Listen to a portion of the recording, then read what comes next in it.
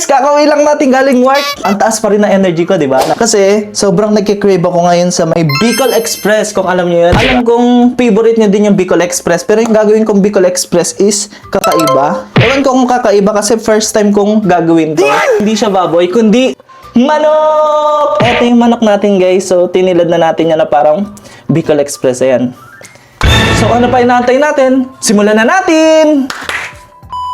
So, syempre, bubuksan natin to at lalagay natin sa fry and 240 degrees. Mainit na yung ating kawali. So, lalagyan natin ng mantika. So, meron tayo ditong sibuyas. Gigisa natin, syempre, yung sibuyas. Bahala kayo, mausokan dyan. Grabe yung usok. Nakikita nyo pa ba ako, guys? Nakikita nyo pa ako. Sana nakikita. So, ngayon, lagyan na natin ng bawang. Mekos. Ayan, wala na yung usok. Ayan. Kapag na-golden na, so lalagyan na natin yung ating... Nakikita nyo pa ba ako, guys? Ito na lang talaga yung makikita nyo, no? So, ayan, naglagay tayo ng electric fan kasi sobrang usok talaga. At lalagyan na natin chicken manok! Lagyan natin patis.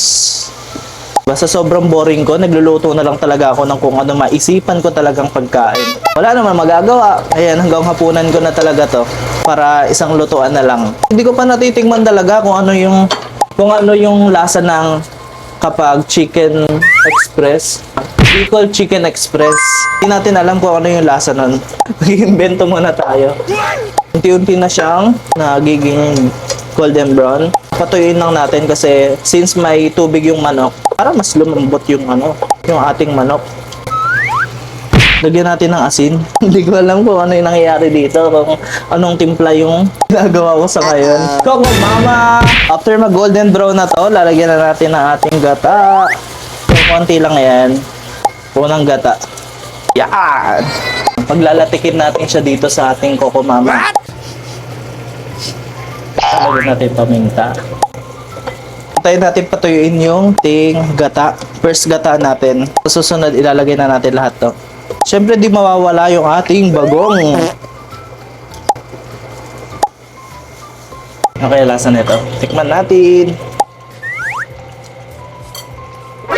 Ang alat. Kailangan natin lagyan ng asukal. Balanse yung ating lasa. Tingnan natin yung ating huling gata. Akala mo talaga. Kailangan natin simutin yan.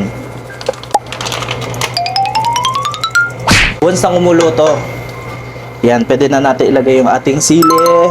So, ayan, kumukulo na yung ating Chicken Bicol Express. So, lagay na natin yung